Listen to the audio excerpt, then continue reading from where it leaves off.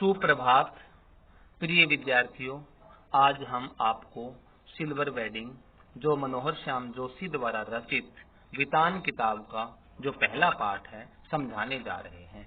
पहले आप इम्पोर्टेंट पात्र देखेंगे। किसंदा। किसंदा का दूसरा नाम है कृष्णानंद पांडे। फिर अगला पात्र है यशोधर बाबू, इसको यशोधर पंत भी कहते हैं और इंग्लिश में है Y D Pant. Y Yashodhar, Yasho और डी धर और पंत। और इसके 3 बेटे और 1 बेटी है।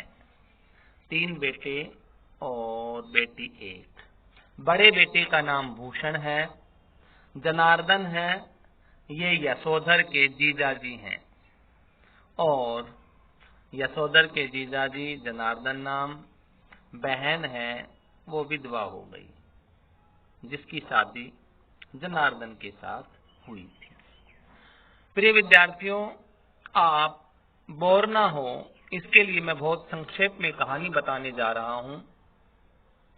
किसंदा की बजाय इसमें मुख्य पात्र यशोधर बाबू है।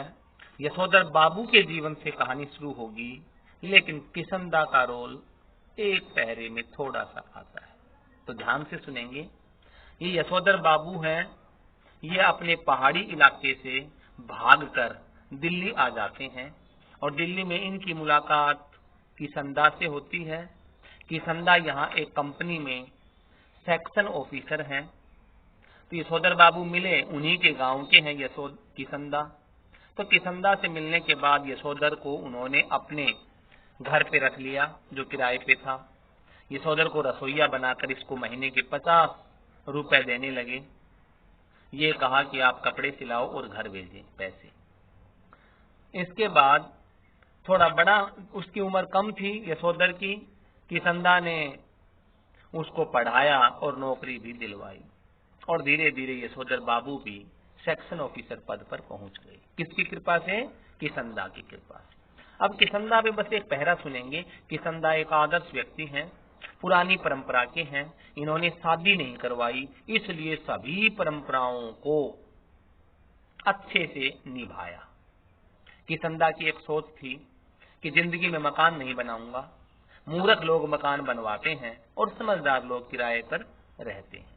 तो किसंदा रिटायर होने के बाद अपने घर चले गए और जाने के बाद इनकी मृत्यु जो हुआ होगा से हुई।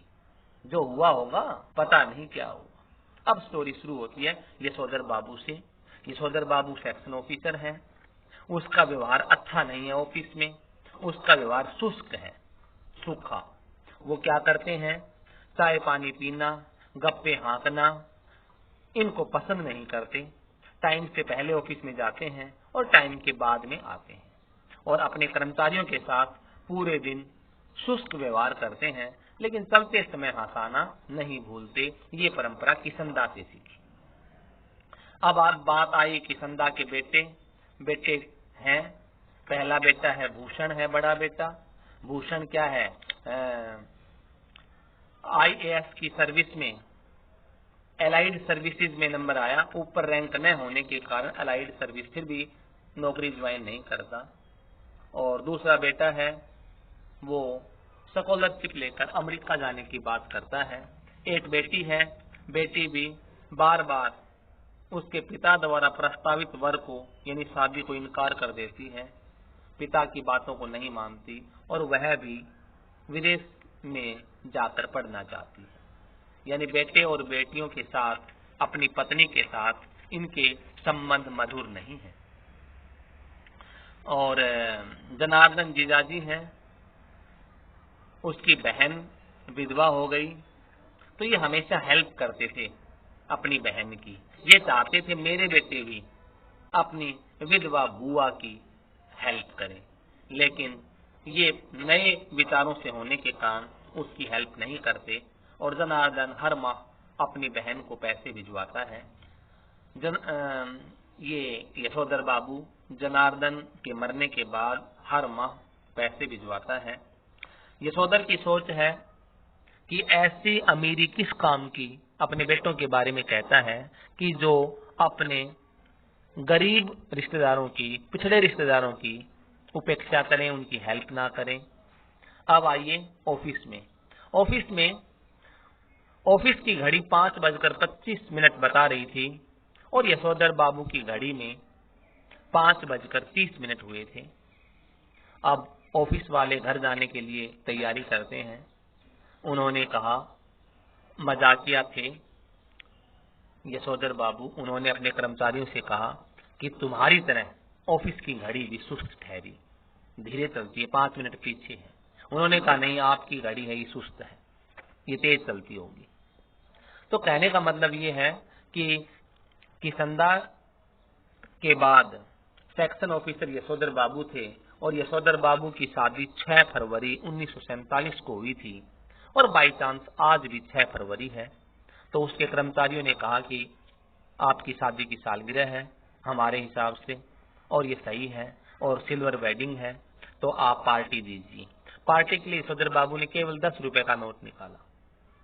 10 रुपए के बाद पैसे धीरे धीरे करके और निकलवाते हैं। यशोधर बाबू कंजूस व्यक्ति भी हैं। उसके बाद जब वो घर जाते हैं तो वहां पे उसकी गली में भीड़ लगी हुई है। उसे ऐसा लगा कि मैं गलत गली में आ गया हूं, लेकिन ऐसा नहीं था। उसके बेटे और बेटियां और पत्नी अपने अनुसार सिल्वर वेडिंग मना रहे थे। यशोधर बाबू को पता तक नहीं था। उन्होंने झिड़की भी लगाई कि पिताजी, आपको पता नहीं आज सिल्वर वेडिंग है और आप इतने लेट आ रहे हैं। उन्होंने किसंदा के आदर्शों को माना था। किसंदा उनको, यशोधर बाबू को अपना मानस पुत्र मानते थे। तो सारे के सारे विचार, सारी परंपराएं उन्होंने किससे सीखी? किसंदा से सीखी।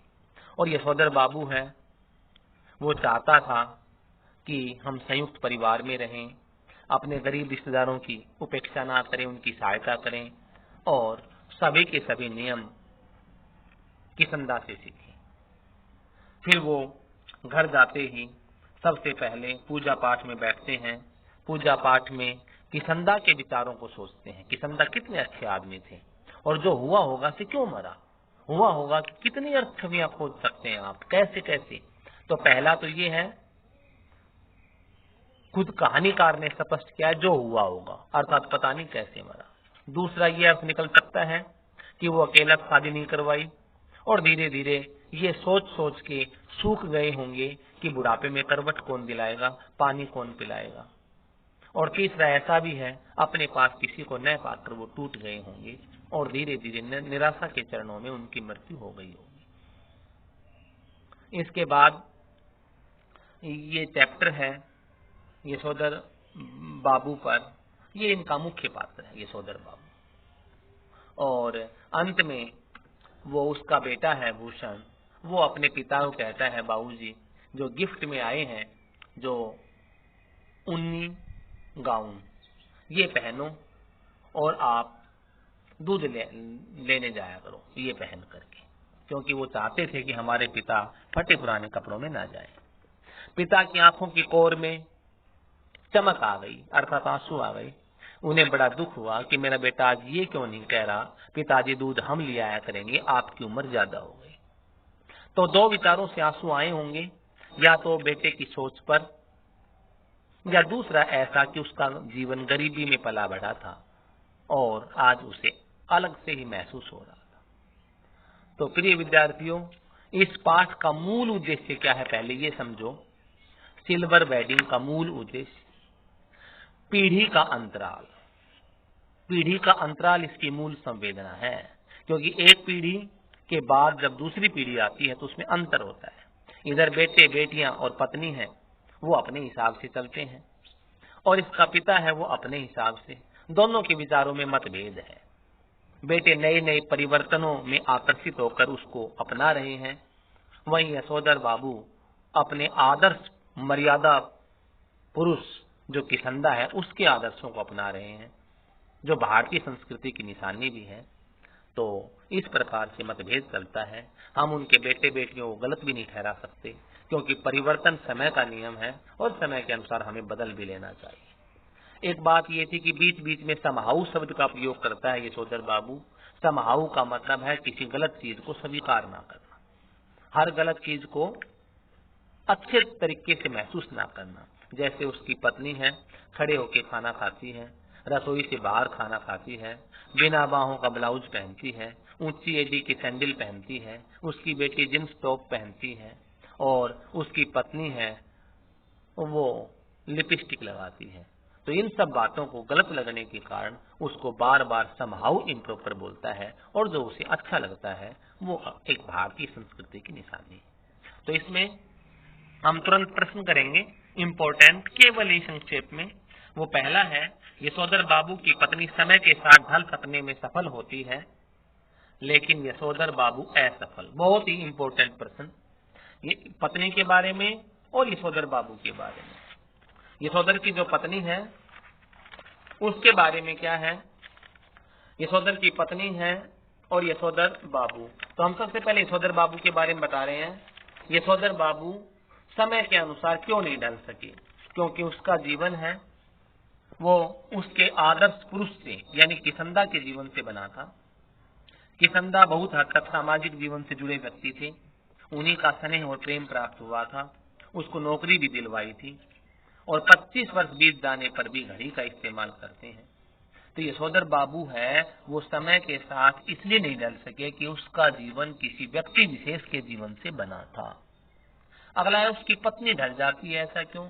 क्योंकि पत्नी है वो मात्र सुलभ प्रेम के कारण, एक माँ होने के कारण अपने बेटे की गलत और सही, चाहे गलत हो चाहे सही हो, सभी फरमाइशों को पूरा करती है, इसलिए वो ढल जाने में सफल होती है।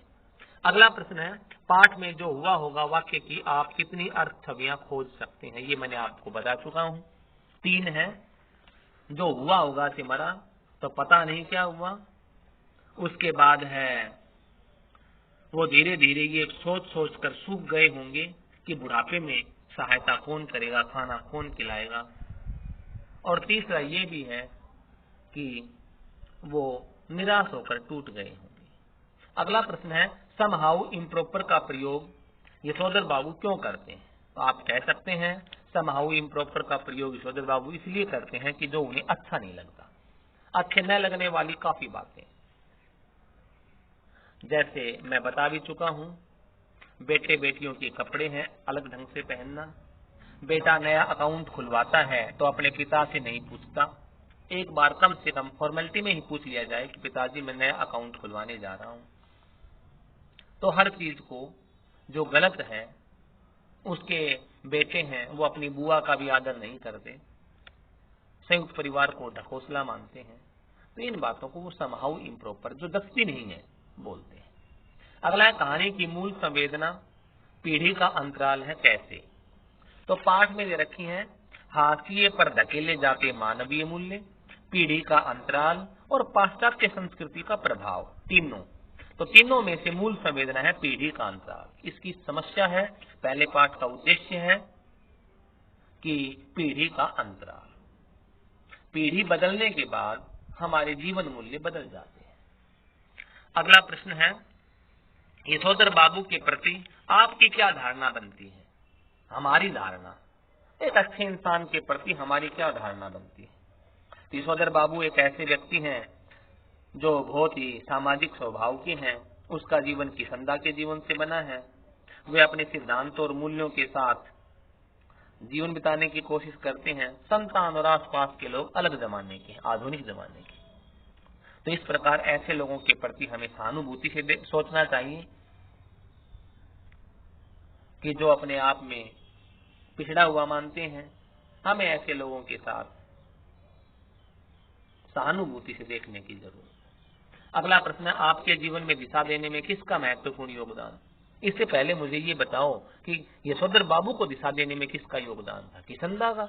ऐसे हर व्यक्ति के जीवन में किसी न किसी व्यक्ति का योगदान होता है, किसी के मामा जी का, किसी के टीचर्स का, किसी की बहन का, माँ पिता भाई बहन, कोई भी उस किसी के जीवन को चेंज कर सकते हैं। तो इसमें हम तो यही कहेंगे कि मैं अपने जीवन में अपनी माँ का प्रभाव मानता हूँ, इस बात को मैं अच्छी तरह अनुभव करता हूँ। वैसे तो मेरी माँ गृहिणी है, लेकिन उनके सोचने समझने का दायरा बहुत बड़ा है, पढ़ी लिखी हैं, इसलिए उनको मेरी समस्याएं बहुत अच्छी तरह समझ में आती हैं। वे गलत सही का फैसला बहुत अच्छे से कर लेती हैं। उनके साथ नई सोच एवं स्वयं चीजों के प्रति रुचि को ध्यान से सुनती है। उनमें सहन शक्ति बहुत ज्यादा है। अपनी माँ के इन सभी गुणों को मैं अपने व्यक्तित्व में शामिल होते देखना चाहता हूँ।